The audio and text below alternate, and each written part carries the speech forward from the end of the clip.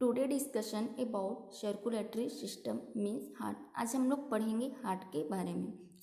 The heart is a रफली concept hollow muscular organ. जो हमारा हार्ट होता है वो रफली कॉन्सेप्ट हॉलो मस्कुलर ऑर्गन होता है। It is about 10 centimetre long and it weight about 225 gram in women and 310 gram in men. Means जो हार्ट का जो वेट होता है वो डिफरेंट होता है बहुत मेन एंड वुमेन में।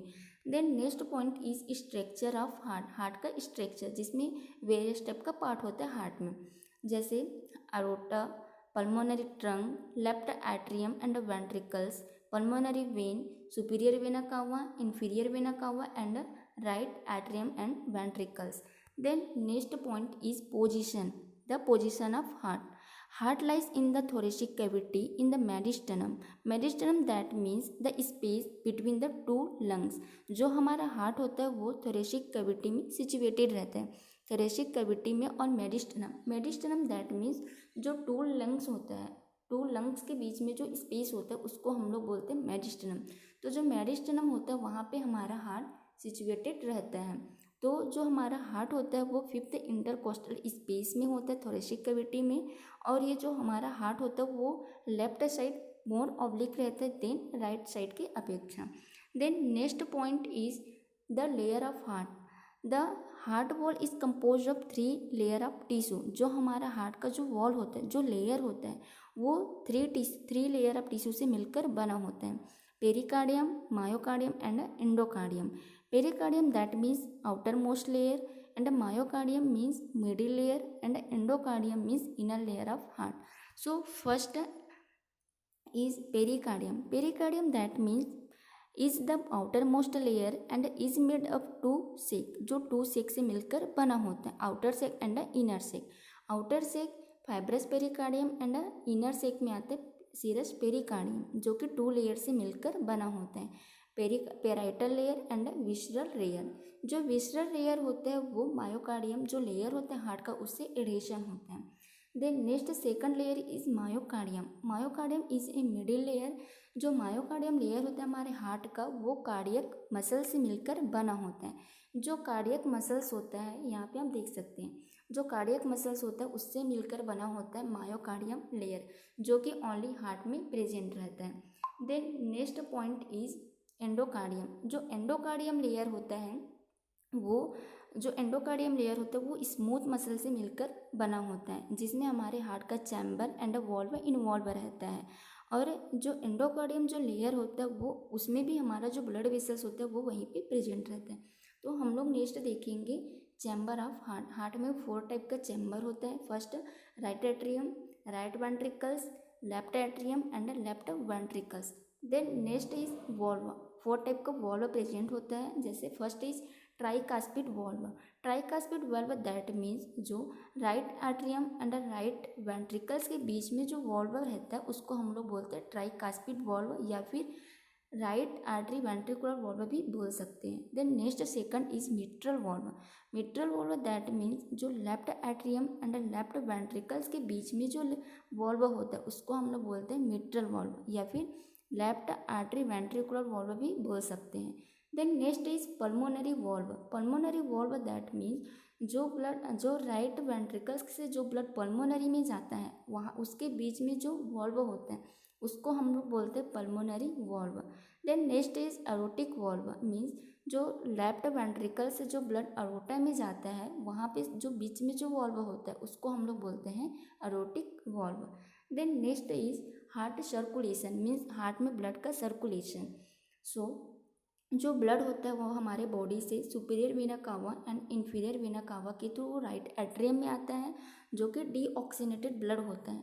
डीऑक्सीनेटेड ब्लड दैट मीन्स जिसमें कार्बन डाइऑक्साइड प्रेजेंट रहता है और ऑक्सीजन एब्सेंट रहता है जिसको हम लोग डीऑक्सीनेटेड ब्लड कहते हैं। तो जो जब राइट एट्रियम में डीऑक्सीनेटेड ब्लड आता है तब जब राइट एट्रियम कॉन्ट्रैक्शन होगा तब जो ट्राइकास्पिड वॉल्व होता है वो ओपन होगा, फिर जो राइट एट्रियम में जो डीऑक्सीनेटेड ब्लड होता है वो इंटर करता है राइट वेंट्रिकल्स में।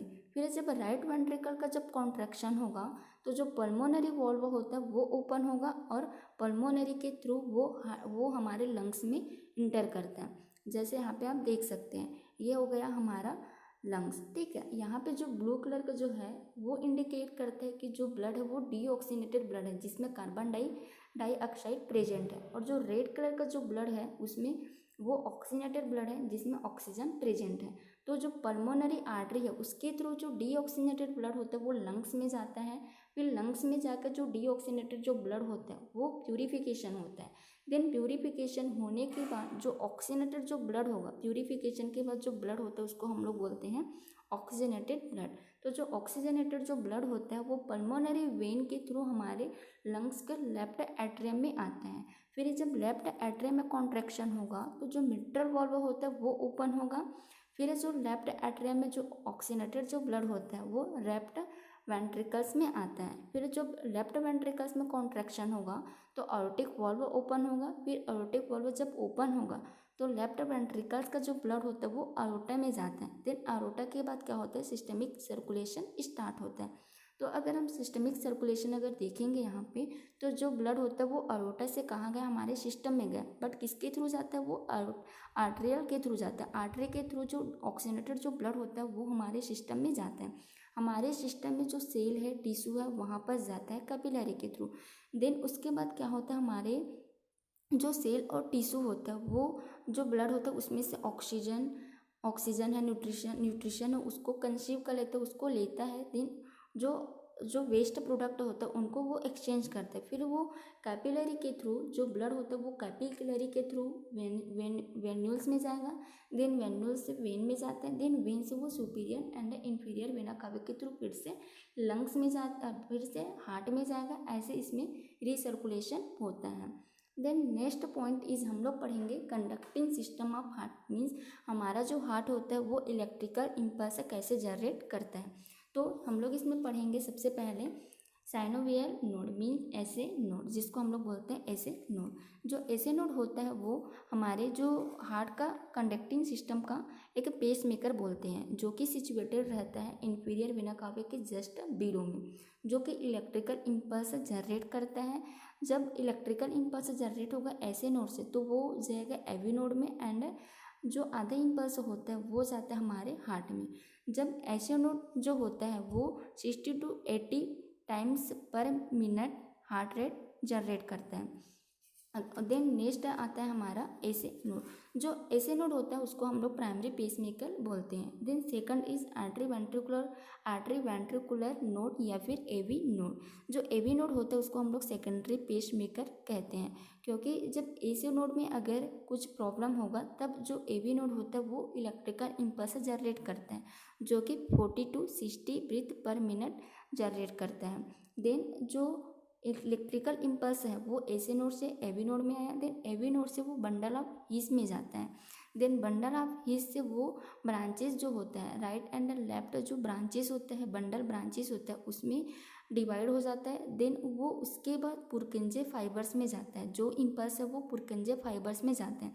देन पुरकिंजे फाइबर्स में जाने के बाद जो इलेक्ट्रिकल इम्पल्स होता है वो पंप करता है ब्लड को इनटू द पल्मोनरी आर्टरी में। देन पल्मोनरी आर्टरी से जो ब्लड होता है वो अरोटा में जाता है। देन अरोटा से सिस्टमिक सर्कुलेशन होता है।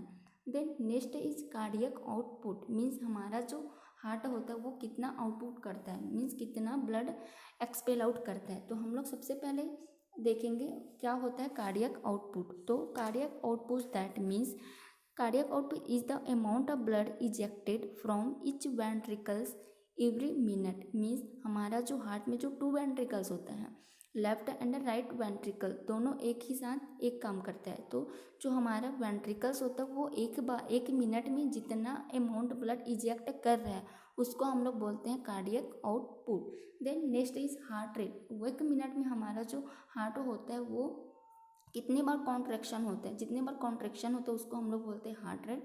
Then stroke volume means volume of blood in the ventricles, means ventricles में जितना वॉल्यूम ऑफ जो ब्लड होता है उसको हम लोग बोलते हैं स्ट्रोक वॉल्यूम। देन नेक्स्ट हम लोग देखते हैं कि कार्डियक आउटपुट हम कैसे निकालेंगे। जो इसमें हम लोग देख सकते हैं कार्डियक आउटपुट निकालने के लिए नॉर्मली हम इसमें एक फॉर्मूला है stroke volume into heart rate. तो हम लोग यहाँ पे देख सकते हैं जो average means average heart rate जो होता है वो 70 बीट पर मिनट होता है, बट नॉर्मल जो होता है वो 72 बीट पर मिनट होते हैं। एंड जो स्ट्रोक वॉल्यूम होता है वो 70 to 80 होता है, 80 ml पर बीट में होता है। देन जो कार्डियक आउटपुट होता है वो 5000 ml या फिर 5 लीटर होता है। तो हम इसमें जो कार्डियक आउटपुट है उसको निकाल सकते हैं। Cardiac output is equal two stroke volume into heart rate. जब हम स्ट्रोक वॉल्यूम कितना है 70 है एंड जो हमारा हार्ट रेट है वो 72 है, दोनों को इनटू करने से हमारा कार्डियक आउटपुट निकलता है। So today class is complete.